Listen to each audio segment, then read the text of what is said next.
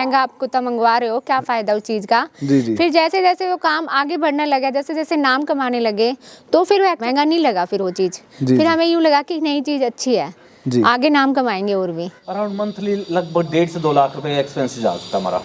नमस्कार दोस्तों, आज हम हिसार में हैं और भैया के चैनल का नाम सूरवीर चैनल है। भैया का नाम मनोज यादव है और ये हमारी भाभी हैं।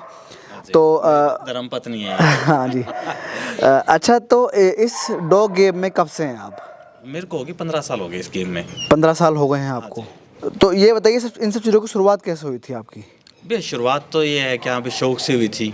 अच्छा। स्टार्टिंग में एक फीमेल रखा करते थे घर, फिर धीरे धीरे ना कर 1-2 लीटर उससे लिया, वो सेल किया, जेब में कुछ पैसा आया तो तुरंत सेटअप बढ़ा दिया। 15 साल हो गए शौक को। ठीक है, तब मैं मानता हूँ आपकी शादी भी नहीं हुई होगी।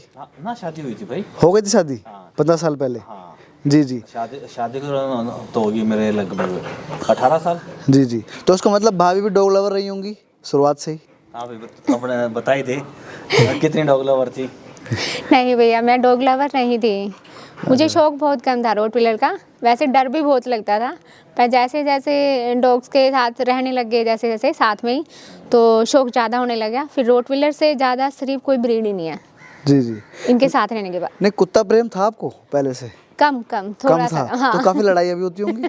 नहीं, लड़ाइयाँ नहीं होती थी, बस यही गुस्सा करते थे कि क्यों इतना कर रहे हो, कि क्या काम बढ़ा रहे हैं और आगे करेंगे। जी जी।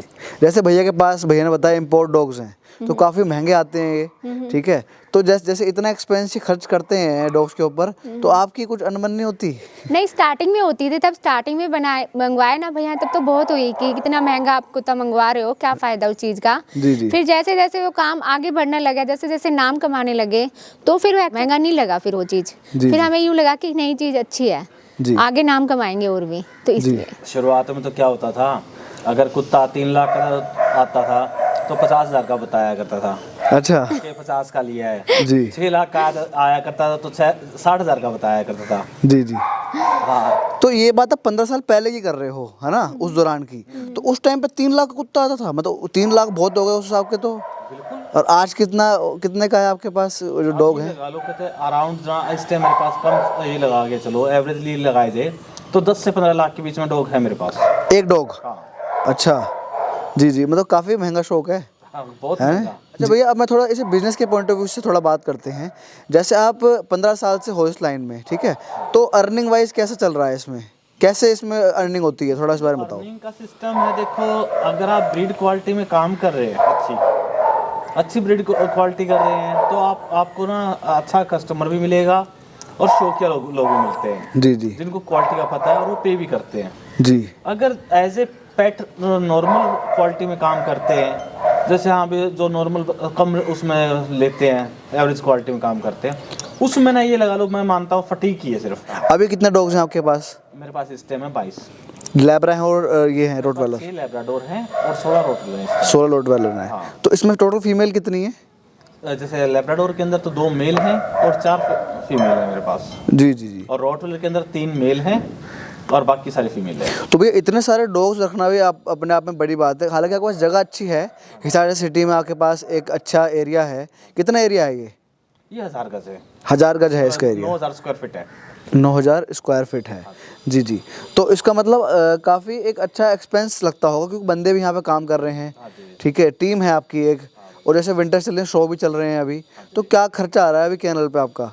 अराउंड मंथली लगभग 1.5 से 2 लाख रुपए एक्सपेंसेस आ सकता हमारा, जिसमें आप ये चिकन भी दे रहे हैं डाइट में और फीड भी दे रहे हैं। फीड भी हो गया, साथ में ना चिकन हो गया, साथ में लेबर का क्या है, लेबर का हो गया सारा, एम्प्लॉय का क्या हो गया, बिजली का हो गया, ये सभी एक्सपेंसेस है। चलिए, आप तो आते ही हैं, मतलब यहाँ पे कैनल पे आपके अदर बिजनेस भी हैं।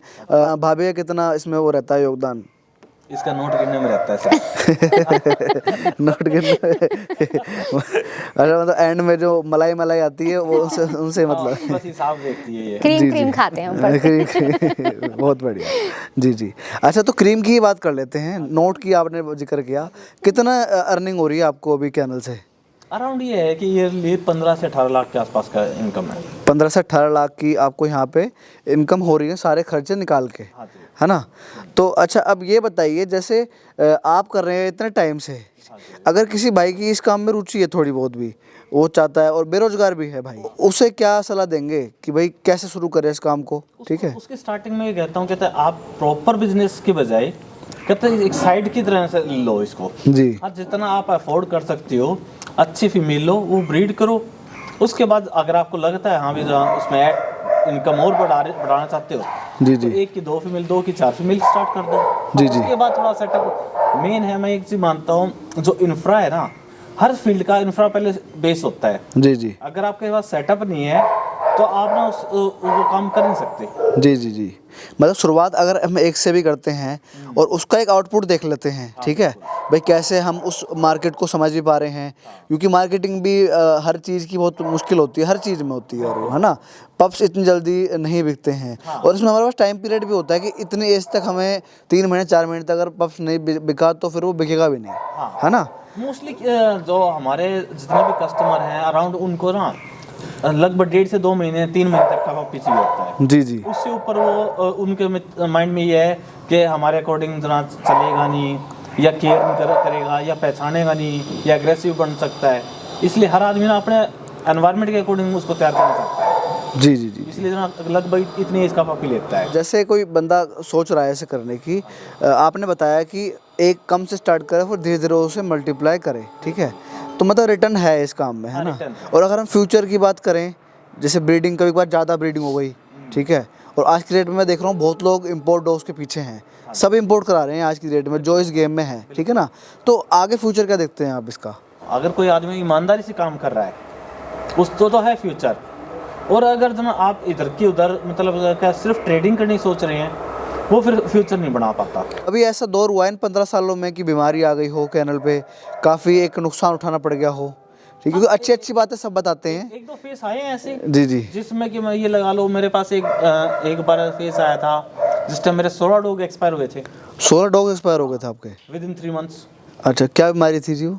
बीमारी तो पार्वो थी, अच्छा। बट उस टाइम इतनी नॉलेज नहीं थी जी कि डॉक्टर उस लेवल पे ट्रीटमेंट नहीं कर पाए, जी तो 16 डॉग एक्सपायर हुए थे उस टाइम मेरे।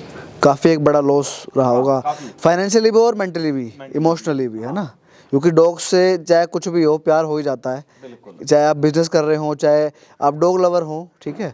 तो मतलब इसमें मतलब वैक्सीनेशन का अहम भूमिका है कहीं ना कहीं। वैक्सीनेशन प्लस क्लीनिंग, जी जी, साफ सफाई, साफ सफाई है, अच्छी डाइट दो और हाइजीनिक हो।